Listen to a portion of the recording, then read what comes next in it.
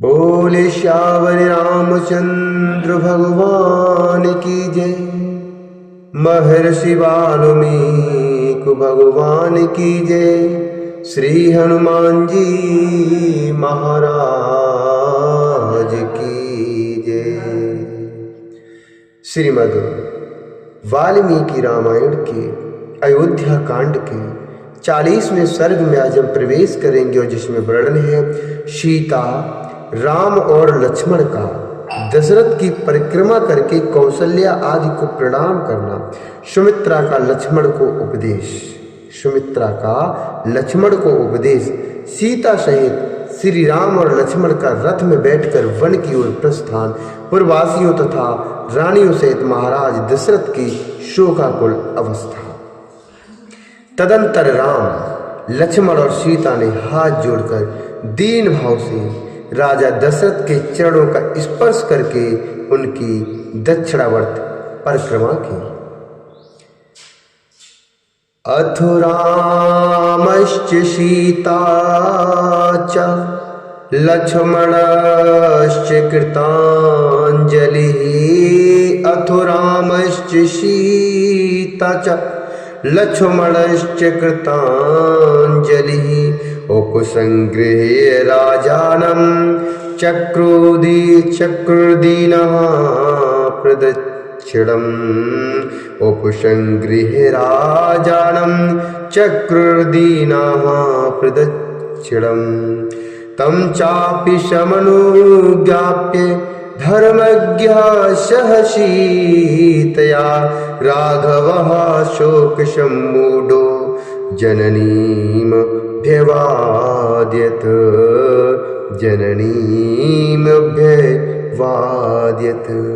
तदंतर राम, लक्ष्मण और सीता ने हाथ जोड़कर महाराज दशरथ के चरणों का स्पर्श करके उनकी दक्षिणावर्त परिक्रमा की। उनसे विदा लेकर सीता से धर्मज्ञ रघुनाथ जी ने माता का कष्ट देकर शोक से व्याकुल होकर उनके चरणों में प्रणाम किया। श्री राम के बाद लक्ष्मण ने भी पहले माता कौशल्या को प्रणाम किया और फिर अपनी माता सुमित्रा के भी दोनों पैर पकड़े, अर्थात उन्हें प्रणाम किया। अपने पुत्र महाबाहु लक्ष्मण को प्रणाम करते देख उनका हित चाहने वाली माता सुमित्रा ने बेटे का मस्तक सुनकर कहा, हे वत्स, सृष्टिस्तवं वनवासाय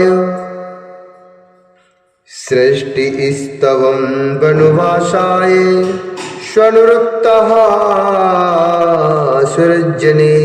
रामे प्रमादमुमाकारसिः पुत्र भ्रातरि गच्छति। हे वत्स, तुम अपने सुरज श्री राम के परम अनुरागी हो, इसलिए मैं तुम्हें वनवास के लिए विदा करती हूँ। अपने बड़े भाई के वन में इधर उधर जाते समय तुम उनकी सेवा में कभी प्रमाद न करना। ये संकट में हो या समृद्धि में, ये ही तुम्हारी परम गति है। हे निष्पाप लक्ष्मण, संसार में सत्पुरुषों का यही धर्म है कि सर्वदा अपने बड़े भाई की आज्ञा के अधीन रहे। दान देना, यज्ञ में दीक्षा ग्रहण करना और युद्ध में शरीर त्यागना, यही इस कुल का उचित एवं सनातन आचार है, यही धर्म है। अपने पुत्र लक्ष्मण से ऐसा कहकर सुमित्रा ने वनवास के लिए निश्चित विचार रखने वाले सत्प्रिय श्री रामचंद्र जी से कहा, हे बेटा, जाओ, तुम्हारा मार्ग मंगलमय हो। इसके बाद वे लक्ष्मण से फिर बोले, हे बेटा, रामम दशरथम विद्धि माम विद्धि जनकात्मजाम। अयोध्यामटवीम विद्धि गच्छताति यथा सुखम। अयोध्यामटवीम विद्धि गच्छताति यथा सुखम। हे बेटा, तुम श्री राम को ही अपने पिता महाराज दशरथ समझो, जनक नंदिनी सीता को ही अपनी माता सुमित्रा मानो और वन को ही अयोध्या जानो। अब सुखपूर्वक यहाँ से प्रस्थान करो। इसके बाद जैसे मातली इंद्र से कोई बात कहते हैं, उसी प्रकार विनय के ज्ञाता सुमंत्र ने ककुस्त कुलभूषण श्री राम से विनय पूर्वक हाथ जोड़कर कहा, हे महायशस्वी राजकुमार श्री राम, रथमारोह भद्रं ते राजपुत्र महायशः, क्षिप्रं त्वां प्राप्यष्यामि यत्र मां राम वक्ष्यसि, यत्र मां राम वक्ष्यसि। चतुर्दश हि वर्षाणि वस्तव्यानि वने त्वया, तान्युपक्रमितव्यानि यानि देव्या प्रचोदिताः, तान्युपक्रमितव्यानि यानि देव्या प्रचोदिताः।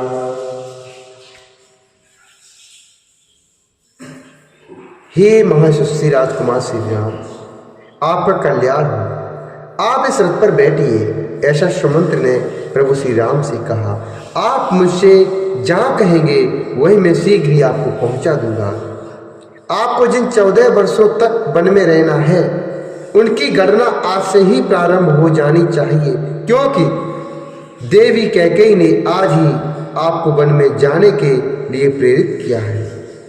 देवी कैकेयी ने आज ही आपको वन में जाने के लिए प्रेरित किया है। तब सुंदरी सीता अपने अंगों में उत्तम अलंकार धारण करके प्रसन्न चित्त से उस शूर के समान तेजस्वी रथ पर आरूढ़ हुई, अर्थात चढ़ गई। पति के साथ जाने वाली सीता के लिए उनके ससुर ने वनवास की वर्ष संख्या गिनकर उसके अनुसार ही वस्त्र और आभूषण दिए थे।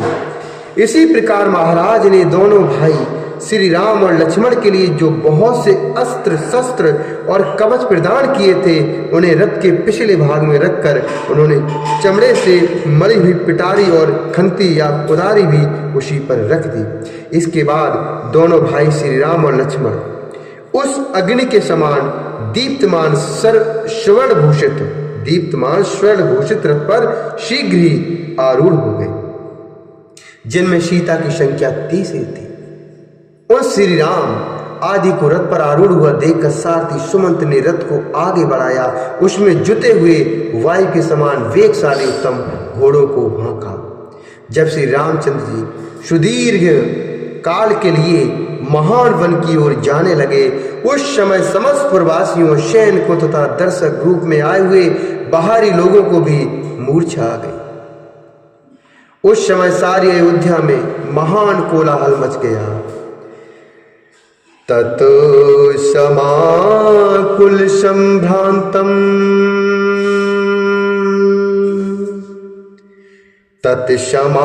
तत्समाकुल संभ्रांतम मत्संकुपित द्वीपम हैसिंजितं ऋघोषं पुरमासीन महाश्वनम हैसिंजितिर्घोषं पुरमासीन महाश्वनम ततः शबाल वृद्धा शापुरी परम पीड़िता राममेवाभिदुद्राव घरमरातः सलिलम यथा। उस समय सारी अयोध्या में महान कोलाहल मच गया। सब लोग व्याकुल होकर घबरा उठे। मतवाले हाथी श्री राम के वियोग से कुपित हो उठे और इधर उधर भागते हुए घोड़ों के हिननाने एवं उनके आभूषणों के खनखनाने की आवाज सब ओर गूंजने लगी। अयोध्यापुरी के आबाल वृद्ध सब लोग अत्यंत पीड़ित होकर श्री राम के ही पीछे दौड़े, मानो धूप से पीड़ित हुए प्राणी पानी की ओर भागे जा रहे हो। उनमें से कुछ लोग रथ के पीछे और अगल बगल में लटक गए। सभी श्री राम के लिए उत्कंठित थे और सबके मुख पर आंसू की धारा बह रही थी। वे सबके सब उस स्वर से कहने लगे, हे सूत, शयच्छवाजिराम रश्मीन सूतियाहि शनैः शनैः मुखं द्रक्ष्यामि रामस्य दुर्दर्शं नो भविष्यति, दुर्दर्शं नो भविष्यति।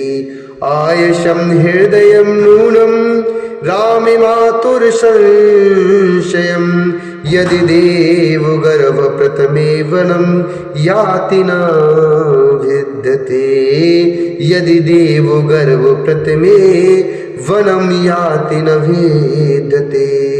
हे शूद, प्रवासी जन सभी उच्च स्वर से कहने लगे, हे शूद, घोड़ों की लगाम खींचो, रथ को धीरे धीरे ले चलो, हम श्री राम का मुख देखेंगे, क्योंकि अब इस मुख का दर्शन हम लोगों के लिए दुर्लभ हो जाएगा। हम लोगों के लिए मुख के दर्शन दुर्लभ हो जाएंगे। निश्चय ही श्री रामचंद्र जी की माता का हृदय लोहे का बना हुआ है, इसमें तनिक भी संशय नहीं है। तभी तो देव कुमार के समान तेजस्वी पुत्र के वन की ओर जाते समय फट नहीं जाता। तेजस्वी पुत्र के वन की ओर जाते उनका दिल फट नहीं जाता।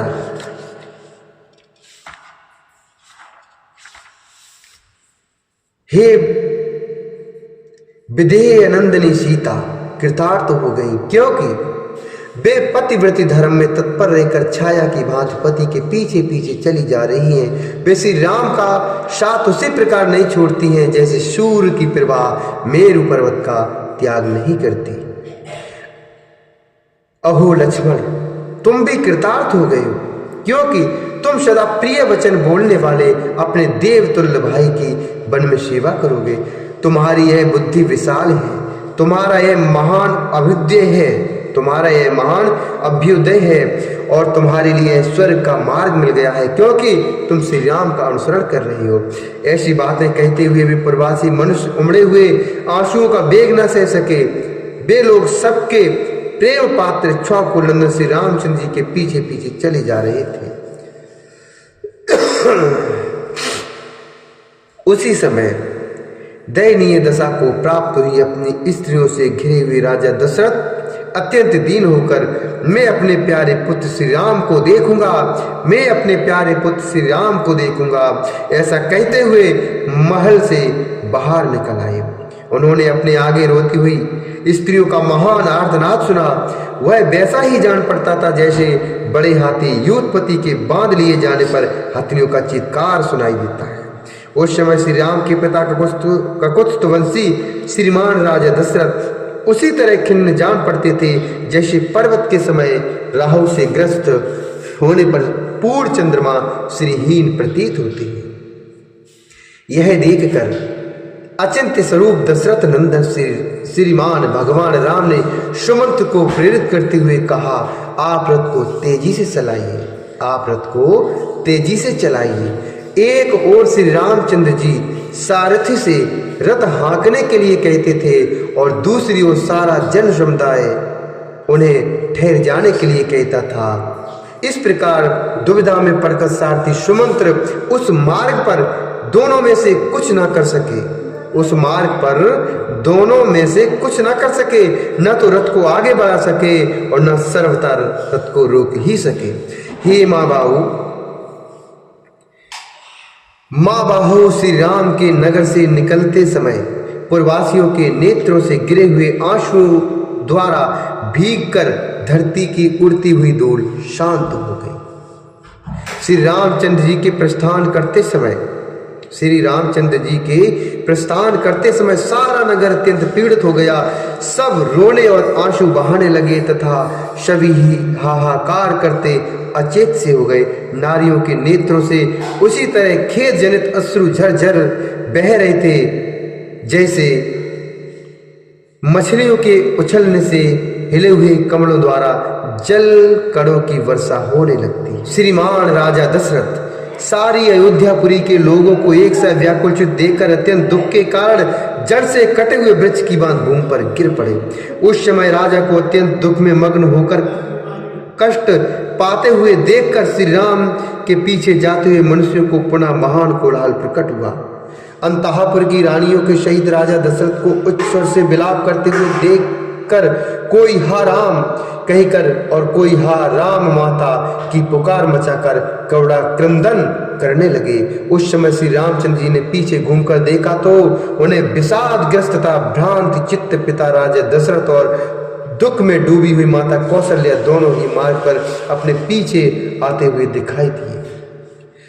जैसे रस्सी में बंधा हुआ घोड़े का बच्चा, जैसे रस्सी में बंधा हुआ घोड़े का बच्चा अपनी माता को नहीं देख पाता, उसी प्रकार धर्म के बंधन में बंधे हुए श्री रामचंद्र जी अपनी माता की ओर स्पष्ट रूप से न देख सके।